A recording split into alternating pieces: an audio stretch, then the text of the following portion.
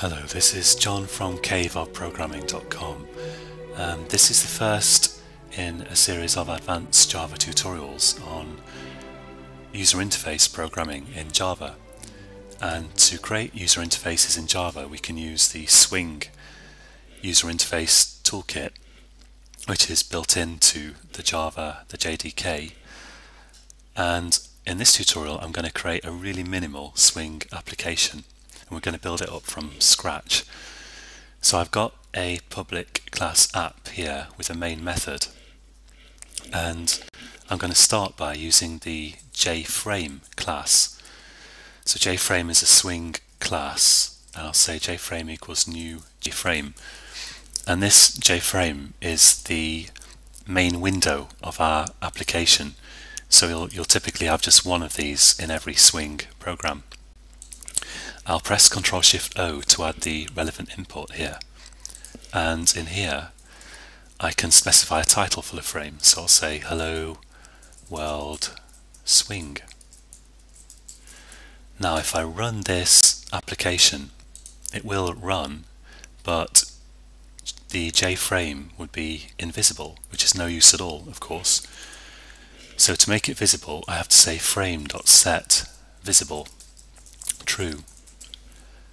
If I run this, I get this frame, but firstly it's tiny, and there's also another defect, because if I click the cross in the corner to close it, the application doesn't actually terminate. You can see that it's still running here. So I'll click the terminate button in Eclipse to get rid of it. And the first thing I'll do is I'll make it terminate when I click the cross in the corner of the frame. I'll say frame.setDefaultCloseOperation. And here I'll pass it a static constant from the JFrame class, jframe.exitOnClose. So now if I run it and I click the cross, the application terminates. There's also, as you might guess, a set size. So I can say set size, and I'll set it to width of 500 and a height of 400. So now I have quite a presentable looking basic frame for my application. It's got the title in there, and it quits when I click the cross.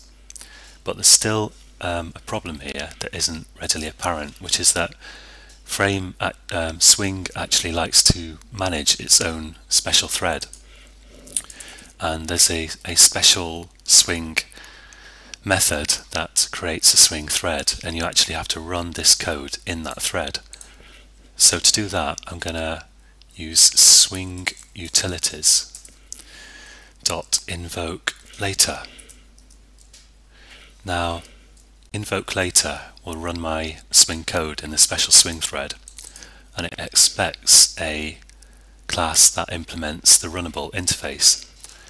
So to do that quickly here, I'll type new runnable and then open a curly bracket, press return. Eclipse puts in the closing curly bracket, and then I need to implement the public void run method that this interface specifies, and I'm going to put all this code in the run method.